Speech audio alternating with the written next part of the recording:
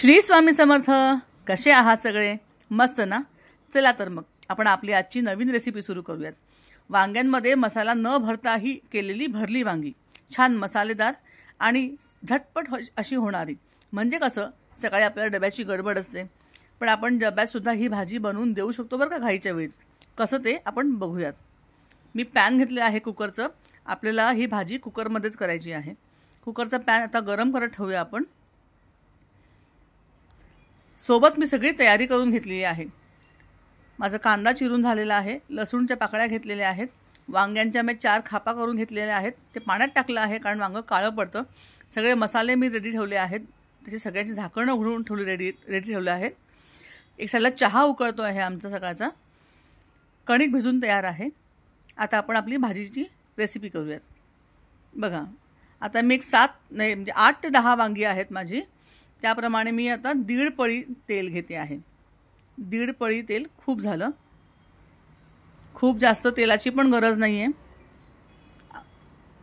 आपल्याला कांदा छान परतता येईल इतकं तेल पुष्कळ आहे. आता आपण छान हे तेल गरम करून घेऊया. बघा, आता मी सगळ्या पॅनला हे तेल लावून घेते, जेणेकरून काय होतं ना, आपण जेव्हा कांदा वगैरे घालतो तेव्हा हे कोरडं व्हायला लागतं. त्यामुळे चिटकू नये म्हणून मी सगळीकडे तेल लावून घेतलं आहे. बघा, मी वांगी उभे खाप केले आहेत, कांदा बारीक चिरून घेतलेला आहे, हिंग आहे, लसूण ठेचून घेतला आहे मी. बघा, एक 8 ते 10 पाकळ्या होत्या, शेंगदाणा, तीळ आणि कढीपत्ता. हे कढीपत्ता आणि कोथिंबीर, पण कोथिंबीरच्या मी जास्त करून काड्या घेतल्या आहेत. कोथिंबीर घेतली, छान निवडली, धुतली, वरचे पानं बाजूला काढले आहेत आणि खालच्या काड्या मी आता या वाटणामध्ये टाकणार आहे. बघू शकताय आपलं आता तेल गरम झालेलं आहे. आता आपण सगळा आपला चिरलेला कांदा टाकूयात आणि छान कांदा आपण परतून घेऊयात.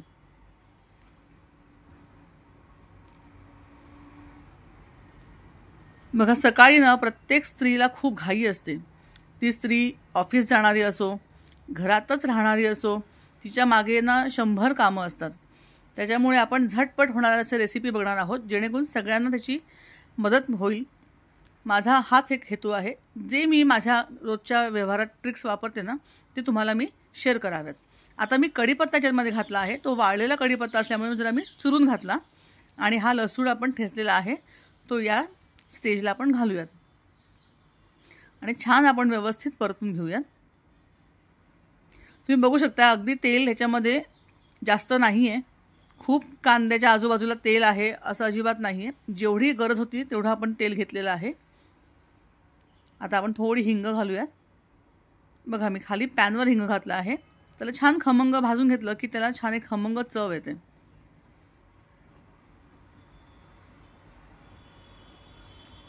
जनरली आपण फोडणीमध्ये हिंग घालतो, पण मी फोडणीच नव्हती केली. मी तेल तापल्यानंतर डायरेक्ट त्याच्यामध्ये कांदा घातला आहे, म्हणून ह्या स्टेप जरा आपण उलट्या करणार आहोत. आता मी कढीपत्ता घातला आहे. कोथिंबीर जी चिरली होती ना बारीक, जी आपण म्हटलं ना पानं घेतली होती, ती बारीक चिरून घातली आहे. थोडी कोथिंबीर आपण आत्ता घालायची आहे आणि बाकीची उरलेली कोथिंबीर आपण गार्निशिंगच्या वेळी घालूयात. बघा तुम्ही, मी इथे काड्या जास्त घेतल्या आहेत ह्या वाटणामध्ये आणि आपण छान जरा ओबडधोबड आपण असं हे वाटण तयार करून घेऊयात. ह्या स्टेजला जेव्हा कांदा आपला कोरडा होतोय ना, तेव्हा आपण गरम पाणी घालायचं आहे. लक्षात ठेवायचं आहे, तेलाला सबस्टिट्यूट म्हणजे काय तर गरम पाणी. छान चविष्ट भाज्या होतात कमी तेलात.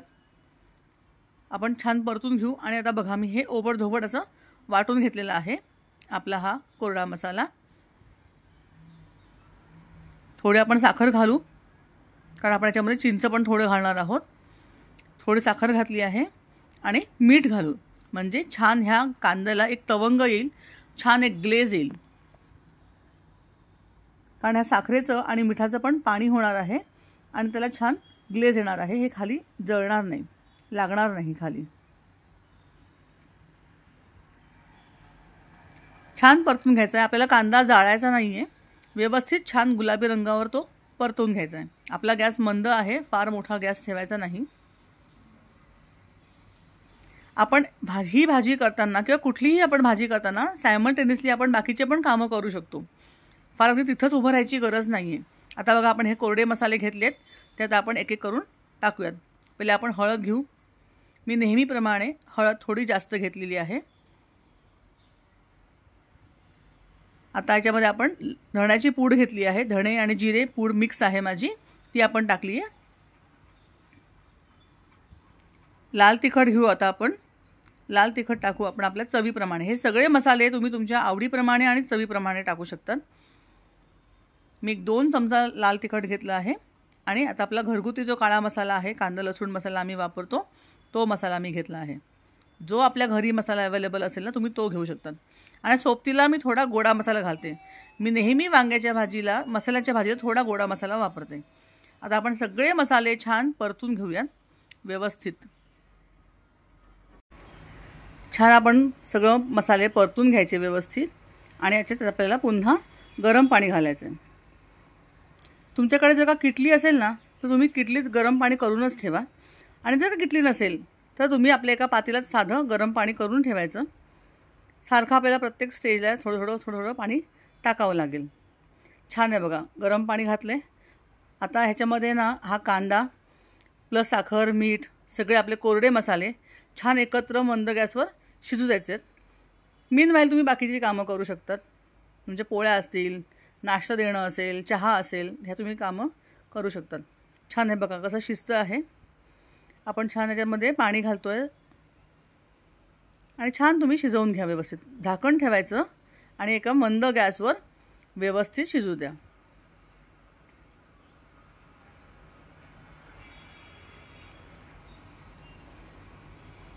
थोडा बघा मी गॅस आता कमी केला आहे. मंद गॅसवर छान शिजू द्या. झाकण ठेवून द्या. ते आपलं छान होत राहील एक साईडला. आणि माहिती का, फार फार तर आपल्याला एक 10 ते 15 मिनटं लागणार आहे ही रेसिपी करण्यासाठी. बघा मी झाकण काढलं आहे आणि तुम्ही बघू शकताय छान ते शिजलं आहे, एकजीव झालं आहे मस्तपैकी. हे बघा किती छान मस्त त्याच्यात खतखत आहे, सगळा मसाला आपला छान शिजून आला आहे. पुन्हा मी झाकण ठेवलं होतं आणि एका मंद गॅसवर मी ते होऊ देते झाकण ठेवून. तुम्ही बघू शकता आपोआप त्याला तेल सुटलेलं आहे. आता तुम्ही बघा झाकण काढते मी.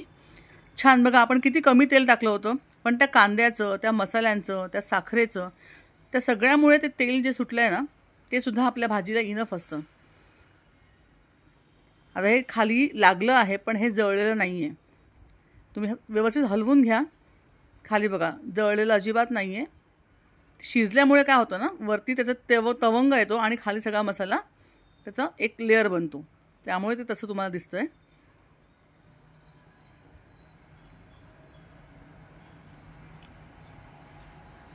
तुम्हाला जर का वाटलं ना की मसाला आपला कोरडा होतोय, थोडं पुन्हा गरम पाणी घाला आणि व्यवस्थित सगळे साईड त्याच्या कडा मोकळ्या करून घ्या आणि छान तो मसाला होऊ द्या. आपला आता ऑलमोस्ट मसाला डन झालेला आहे. आता याच्यात आपल्याला हा जो आपण सुका मसाला, जो दाणं, शेंगदाणे, तीळ, कढीपत्ता आणि कोथिंबीर, ह्या सगळ्या गोष्टी आपण ज्या वाटल्या आहेत ओबडधोबड, त्या आपण टाकूयात.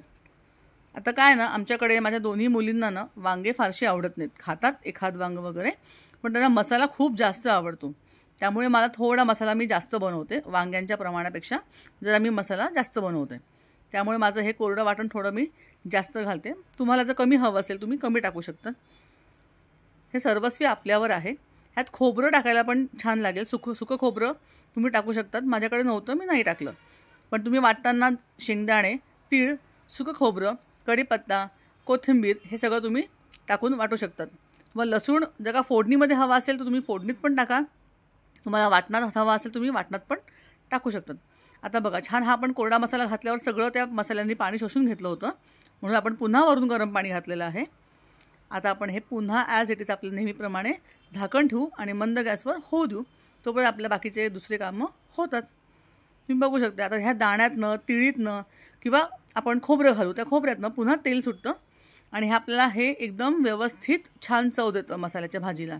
खूप तेल टाकायचं नाही. आता मी ते चिंचेचा कोळ घालते आहे. हा मी कोळ घरीच बनवला आहे.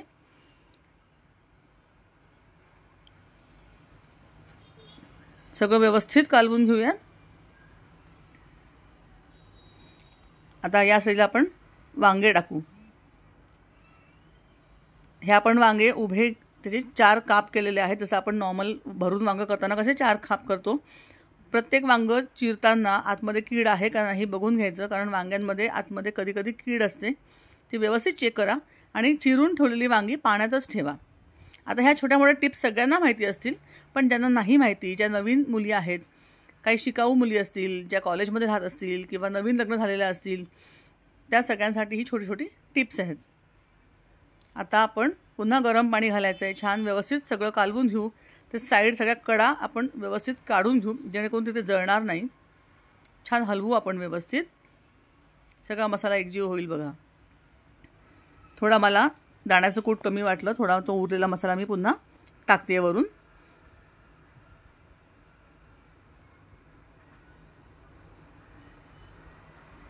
छान व्यवस्थित एकजीव कालवायचं आहे. त्या प्रत्येक वांग्याच्या खापेत मसाला गेला पाहिजे, तो जातोच. आणि आता आपण झाकण लावायची आहे आणि एक शिट्टी करायची आहे. एक साईडला माझ्या पोळ्या पण झाल्या. हे बघा, एका शिट्टीत वांग छान शिजतं. ते म्हणजे ओव्हर पण कुक होत नाही आणि कमी पण होत नाही. एक शिट्टीमध्ये छान वांग होतं. मीनवाईल तुम्ही साईडला तुमचं दुसरं काम चालू राहू शकतं. छान. आपण बघा, ती मगाशी तुम्हाला म्हटलं ना, मी कोथिंबीर निवडली होती, त्याची पानं मी वेगळे काढले होते. ती अर्धी कोथिंबीर मी स्टार्टिंगला घातली होती आणि आता ही उरलेली कोथिंबीर मी वरून गार्निशिंग करता घालते. बघा तुम्ही, छान व्यवस्थित झालेलं आहे. इतकी चविष्ट भाजी होते ना, सगळेजण चाटून पुसून खातील. तुम्ही नक्की हे ट्राय करून बघा. हे बघा की बघा किती छान सगळं एकजीव झालेलं आहे.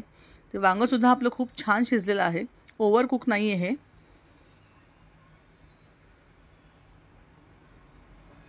आता थोडा मला रस्सा दाट वाटला ना, मी थोडं पुन्हा गरम पाणी घातलं आणि हलकं मंद गॅसवर उकळून घेतलेलं आहे. आता आपलं पूर्णपणे हे वांग्याची भाजी किंवा मसाल्याचं वांग तयार आहे. तुम्हाला मी दाखवते. मी मीनवाईल साईडला कशा पोळ्या करते. एक साईडला हा मंद गॅसवर आपला जेव्हा मसाला शिजतो ना, तेव्हा आपण आपल्या डब्याच्या पोळ्या असतील, काय आणखी इतर उरलेली कामं असतील, आपण पटापट करू शकतो.